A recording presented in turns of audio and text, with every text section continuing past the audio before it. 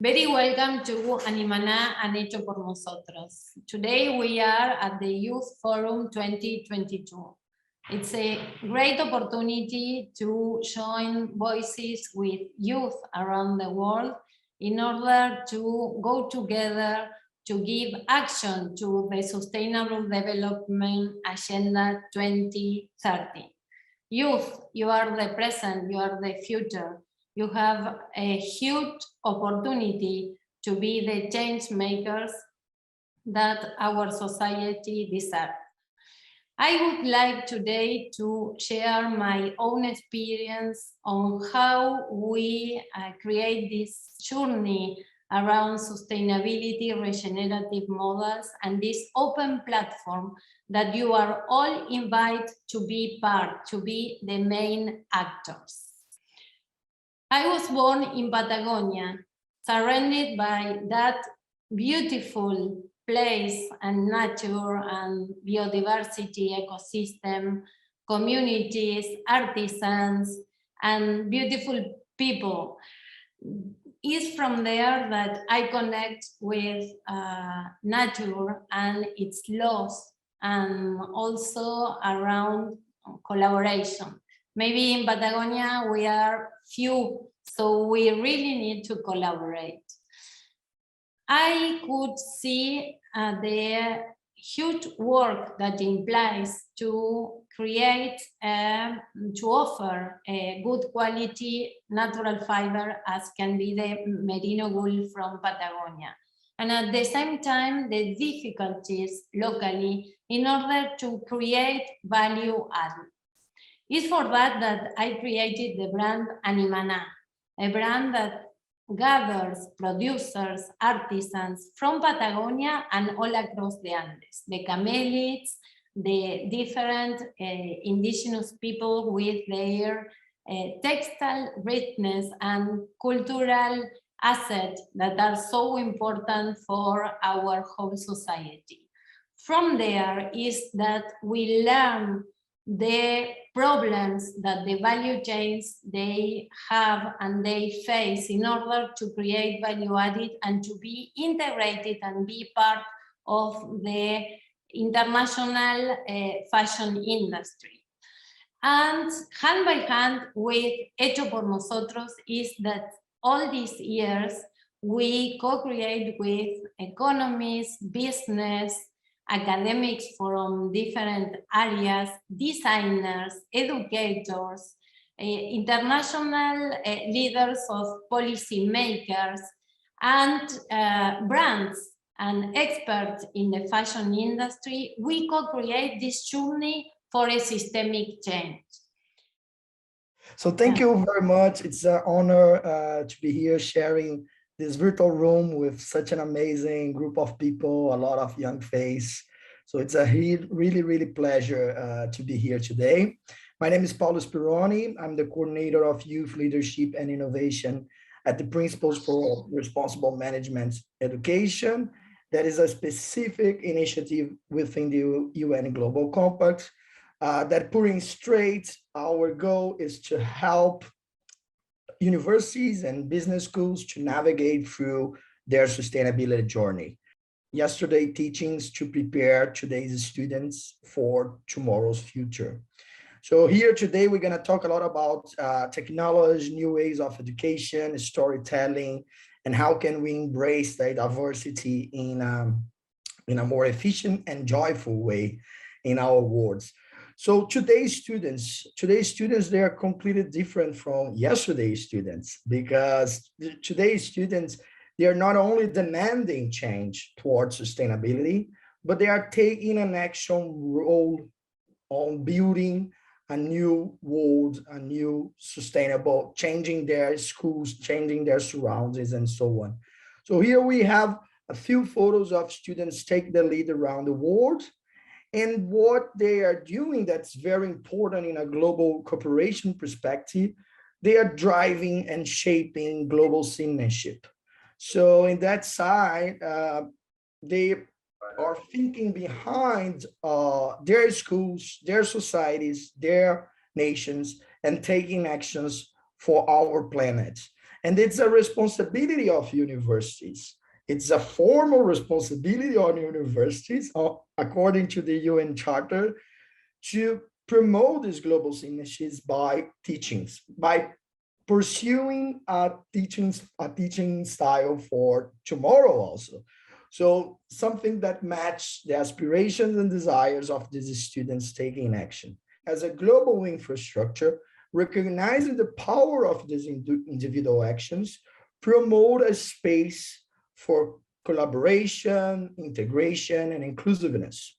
Because by doing so, by increasing this connection between students to student, but also the other players in the university ecosystem, we can empower these initiatives and leverage their impact. So we are an arena that provides this space for meetings, but also tools to the organizations on the ground, but the impact itself. Muchas gracias, Leonel. Hola, muy buenos días. Mi nombre es Leonel Mejía. Soy un joven agricultor y emprendedor de Bolivia, en el departamento de La Paz, provincia Roma, de la comunidad de Chermani, a 3.800 metros sobre el nivel del mar. Soy un reservador de papas nativas de Bolivia. Trabajo en innovación agrícola e invirtiendo en todo lo relacionado con la agricultura, como riego tecnificado. A la sostenibilidad, actualmente trabajo con 50 variedades de papa. Planeo tener un catálogo de 100 variedades de papas nativas de Bolivia para introducirlas al mercado y generar más economía. El segundo plan es realizar una empresa de papas en mi comunidad. El desafío más grande que tengo en mi comunidad es de involucrar a los jóvenes en la producción orgánica de estos cultivos. La motivación de este proyecto fue la necesidad de mi familia económica. Mi familia estaba atravesando por una situación muy difícil y yo me puse a pensar qué pude hacer por ellos. Y desde ahí empecé con este proyecto de Papa, Familia y Clima, también con el proyecto Agrinova, que lo estuve realizando, ya lo voy a acabar. Y también estoy aplicando un sistema de producción orgánica actualmente ya en mis cultivos. Y el mensaje que puedo dar a los jóvenes es que deben ser activos, emprendedores, personas capaces de realizar proyectos, empresas y emprendimientos. Muchas gracias. They'll be written off as greenwashing, but a lot of times they really are working towards meeting them, and a lot of the times probably it's somewhere in the middle.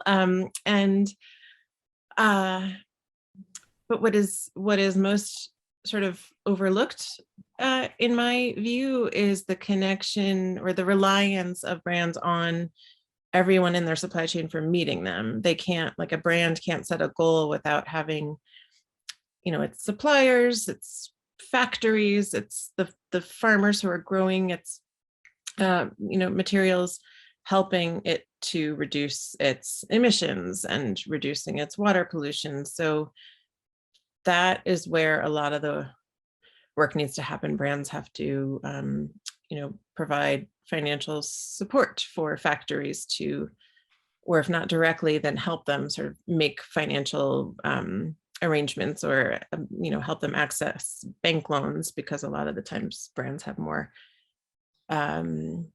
stronger credibility maybe with banks than suppliers. At least that's something that I hear from suppliers. So there just needs to be, and it seems like there's starting to be more connection between the consumer facing companies that want to get credit for and improve their reputations and reduce their impacts, but they have to help everyone that they depend on for making their products to be able to do that. And so for me, that's where, so regenerative, in terms of this theme of regenerative models, regenerative agriculture is a big part of it. And side note, it's important to have it be a really holistic farming system and not just one aspect of regenerative farming, because there are concerns that this, as it becomes sort of a fad, that there are certain practices that are adopted, but it's still based on chemicals. Our goal at Hecho is to improve the informal economy of LATAM, to provide financial service for the informal economy in Latin America. We are working mostly in Colombia right now, and what we do is that we try to record transactions from the informal economy to allow people in informality access financial services, mostly microloans, that today they cannot access to them because entrepreneurs are, since they are unable to, they are mostly unbanked, they are unseen by financial services. And so we use information, we create a marketplace to allow them to digitalize themselves, visualize themselves in the community. We record transactions and we use that marketplace information, reputation, and everything that we can extract from this marketplace to create alternative and fair credit scores. More open and verified data and information to contribute to people to make better decisions and also to strengthen democracy. And how do we do it? With more transparency. Transparency in our methodology, transparency in our team, and our possible conflict of interest, transparency in our financing, and in our correction policy. The more work is shared, the more value it has. The desire for common creation and community participation, blurring the roles of artists and audiences, that's where the cross-purpose guarantee that lasting bonds between them. Whereas the authorship and authenticity will underscore the legal architecture of the traditional art world, crypto artists control creation, promotion, and to an extent, price.